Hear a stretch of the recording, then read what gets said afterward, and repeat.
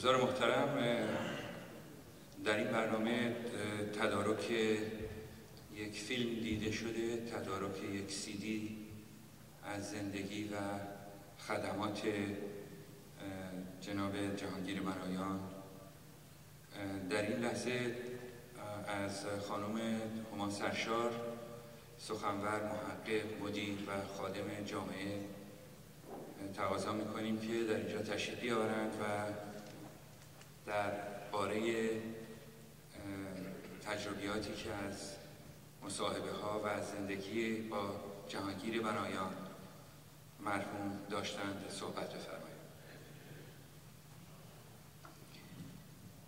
سپاسگزارم آقای نیکبخت. خدمت سروران عزیز بنده هم سلام عرض میکنم، همراه با تسلیت به خانواده محترم بنایان برای از دست دادن مردی که برای جامعه یهودیان ایرانی و تاریخ معاصر یهودیان ایرانی انسان بسیار مؤثری بود و از خودش آثاری به جای گذاشت که این تاریخ را غنی‌تر کرد. در زمانی که ما در خدمت آقای فریاد نیکبخت، همینطور دکتر هومن سرشار پسر برومند خود من و مرکز تاریخ شفاهی یهودیان ایرانی را شروع کردیم، تعداد انگشت شماری از اعضای جامعه یهودیان ایرانی از همان روز نخست همکاری بسیار صمیمانه‌ای را با ما شروع کردند و یکی از گشاده دست‌ترین افرادی که این همکاری رو با ما داشت آقای مهندس جهانگیر بنایان بودند که از همان روز نخست به دلیل اهمیتی که به ثبت و ضبط تاریخ معاصر یهودیان ایرانی میدادند، هر نوع کمکی ازشون میخواستیم این کمک رو در نهایت خوشرویی، در نهایت حوصله و صبوری و در نهایت دقت انجام میدادند. در بخش‌های مختلف فعالیت‌های مرکز تاریخ شفاهی یهودیان ایرانی، در بخش آرشیو و اسناد، یکی از مهمترین اسناد تاریخ یهودیان ایرانی را مهندس جهانگیر بنایان برای همه ما به ارث گذاشته و یک بار دستخط خودشون نقشه‌ای که از محلات یهودی نشین یهودیان تهران کشیده بودند رو در همین جلد اول تاریخ شفاهی چاپ کردیم، ولی نقشه مفصل‌تر و درست‌ترش که خودشون تصحیح کردن و نظارت کردن برای اینکه کامل باشه در صفحه 106 کتاب فرزندان استرز چیلدرن چاپ شده و تاریخ گویایی است از حرکت یهودیان در نقاط مختلف شهر تهران و چگونگی خروج آنها از محله به طرف مناطق مختلف دیگر تهران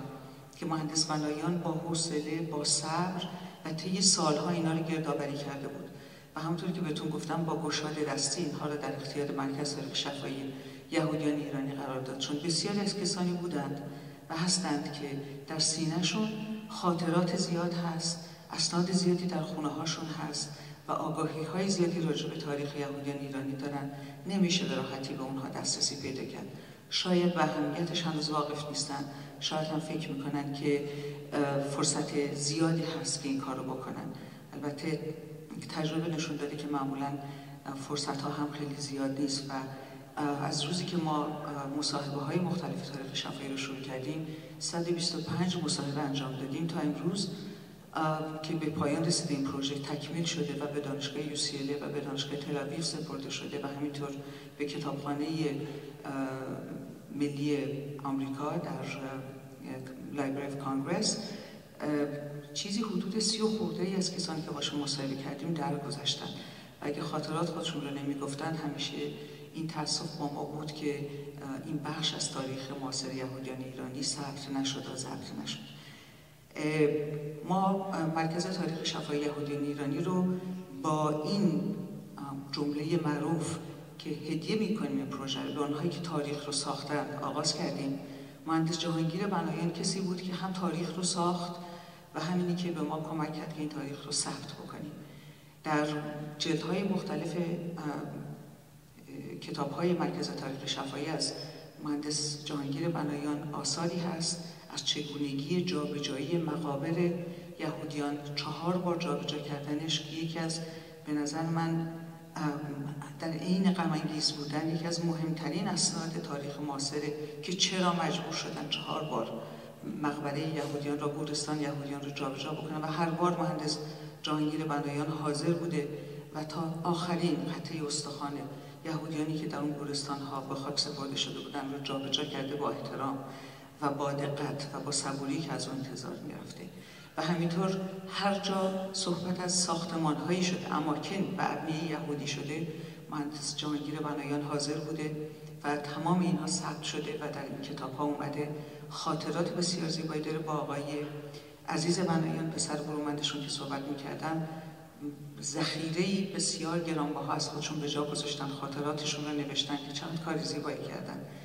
و یکی از بخش‌هایی که شاید برای شما دوستانی که الان اینجا هستید جالب باشه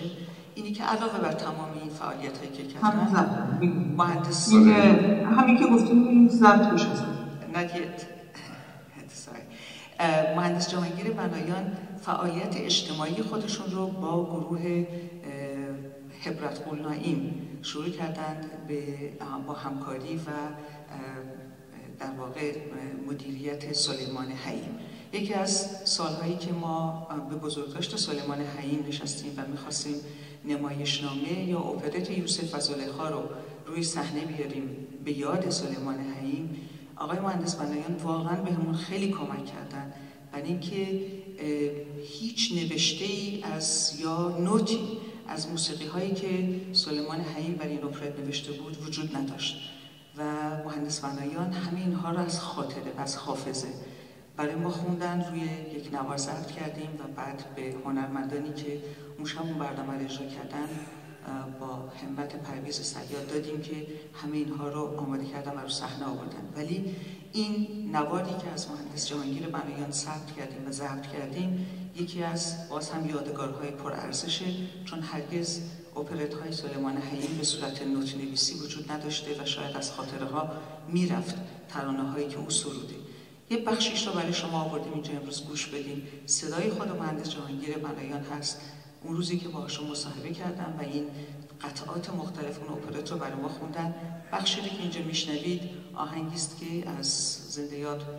اسماعیل مهرتاش همراه روی شعر وحشی بافقی است و با همت سلیمان حییم این برای اون اپرت انجام شده و مهندس بنایان اون رو با صدای خودشون برای ما به یادگار گذاشتن. گوش بدید. Now you can play it.